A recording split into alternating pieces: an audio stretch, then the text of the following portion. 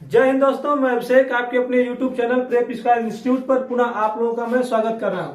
उम्मीद करता हूं कि आप लोग स्वस्थ होंगे, मस्त होंगे और आप लोगों की जो स्टडी है वो भी जबरदस्त तरीके से चल रही होगी। देखिए दोस्तों, ये हमारा जो वीडियो होने वाला है प्राइमरी टीचर के वेतन पर होने वाला है कि जो एक अध्यापक नियुक्त होता है, प्राइमरी का अध्यापक जो होता है, जब आप डीएलएड के थ्रू या फिर बीएड के थ्रू जब सुपर टेट का एग्जाम देकर आप लोग जब सिलेक्शन लेंगे तो आपकी जो पहली तनख्वाह होती है वो कितनी होगी इस समय के अकॉर्डिंग। देखिए, इस पर मैंने वीडियो पहले ही बताया था, बनाया हुआ था। आप लोगों ने बहुत अच्छा ही उस पर रिस्पांस दिया है, बहुत सारे उसको व्यूवर्स मिले हैं, बहुत सारे लोगों ने उसको देखा है, बहुत सारे लोगों ने लाइक किया, कमेंट भी किया।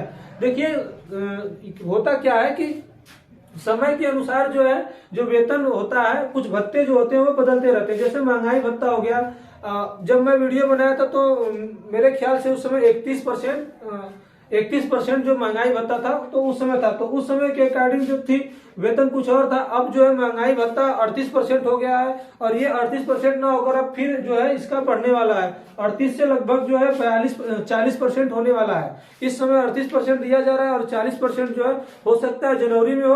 अगर जनवरी में किसी कारणवश नहीं हो पा रहा है तो ये जुलाई जो 2023 आने वाला है हमारा, उसमें 40% कन्फर्म है कि केंद्र सरकार भी देने लगेगी और राज्य सरकार भी देने लगेगी। तो आइए अभी हम लोग जो देखेंगे 38% पर देखेंगे कि एक प्राइमरी अध्यापक का जो है वेतन कितना होता है। देखिए, सब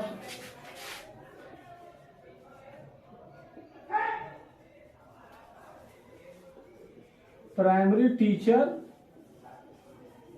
सैलरी, देखिए सबसे पहले ग्रेड पे क्या होता है कि इसी पर जो है पूरा, जैसे जो कोई भी आप सरकारी जॉब में जाते हैं तो वहाँ ग्रेड पे निर्धारित होता है, तो उसी के हिसाब से जो है वेतन मिलता रहता है।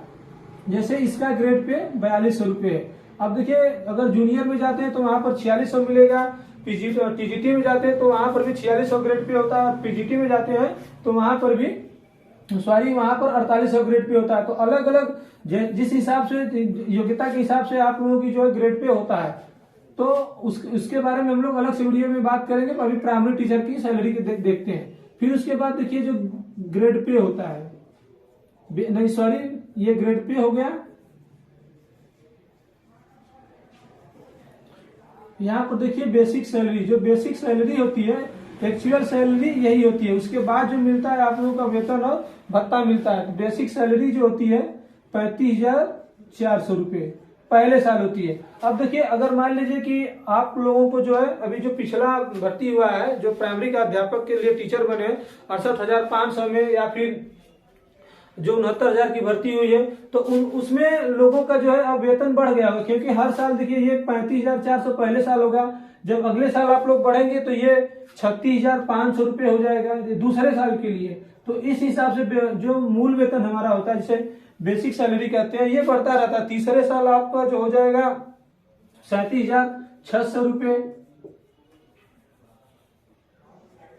37,600 रुपये। तो ये हर साल एक पहले साल होगा, दूसरे साल इसके अकॉर्डिंग सब कुछ काउंट किया जाएगा, तो ये बढ़ता रहता है। तो आप लोग 69,000 शिक्षकों की अगर जो भर्ती हुई थी उसकी अगर सैलरी उन लोग निकालना चाहते हैं तो पिछला काउंट कर लीजिए कि कितने साल हुआ है, उसके बाद जो उतने साल पर यहाँ पर आप लोग निकाल लेंगे। अब देखिए ये हो गया। अब महंगाई भत्ता,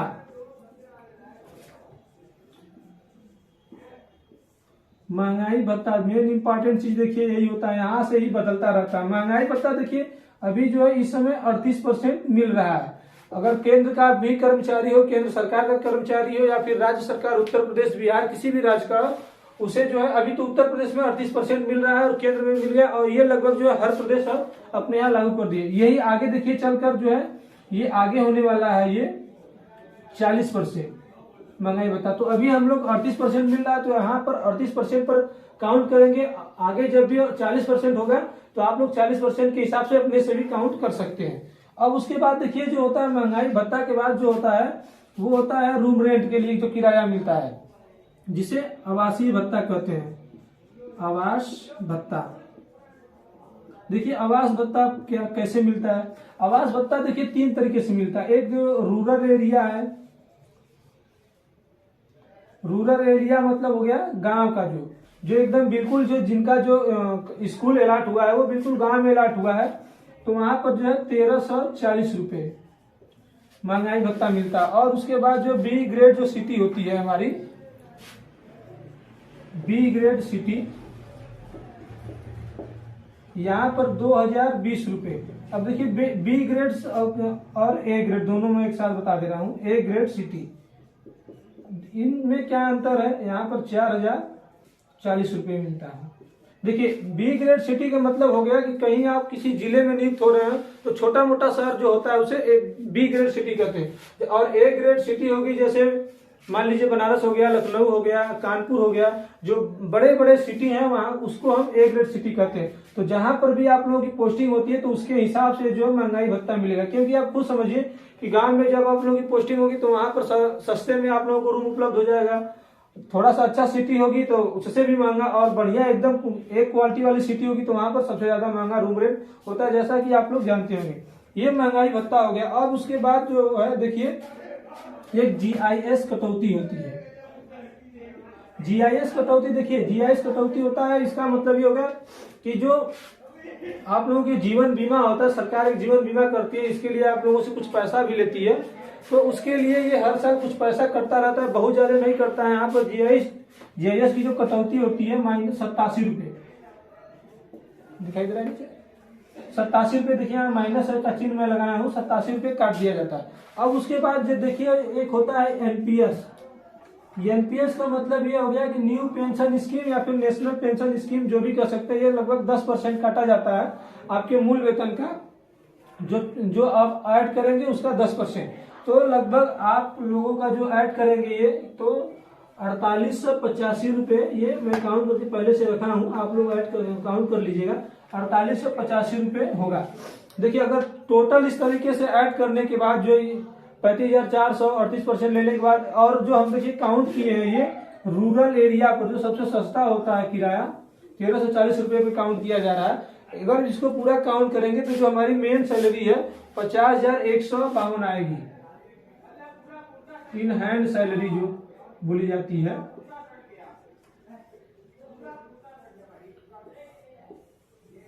इन हैंड सैलरी 50,152 रुपये। इस तरीके से ऐड करेंगे तो 50,152 रुपये। हाँ, मेन जो सैलरी है आप लोगों की 50,152 रुपये आएगी। और उसमें से जो है 87 रुपये आप लोग काट देंगे, तो जब 87 रुपये निकालेंगे तो 50,105 रुपये समथिंग आएगी, 50,105 ही आएगा। तो इस तरीके से देख लीजिए कि जब आप एनपीएस कटवाने के बाद जो है 50,000 आपको 50,105 रुपये आएगा। और देखिए जो एनपीएस होता, सॉरी जीआईएस कटौती के बाद जो है मैंने 50,105 रुपये बताया। अब उसके बाद जो अगर देखिए एनपीएस जो होता है वो ऑप्शनल होता है, अगर आप चाहें तो एनपीएस कटवा सकते हैं, अगर नहीं चाहें तो नहीं भी कटवा सकते हैं। इसमें कोई मतलब वो मंशा नहीं रहती है कि आपको कटवाना ही पड़ेगा।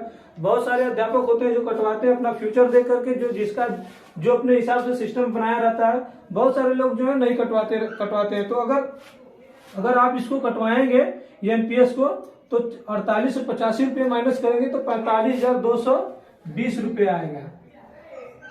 45,220 रुपये एनपीएस कटवाने के बाद, यहाँ एनपीएस लिख दीजिए, एनपीएस कटवाने के बाद 45,220 रुपये। देखिए फिर से एक बार मैं आप लोगों को समझा देता हूँ। जब सबको ऐड करेंगे तो 50,192 रुपये आ रही है आपकी मेन सैलरी हो गई है।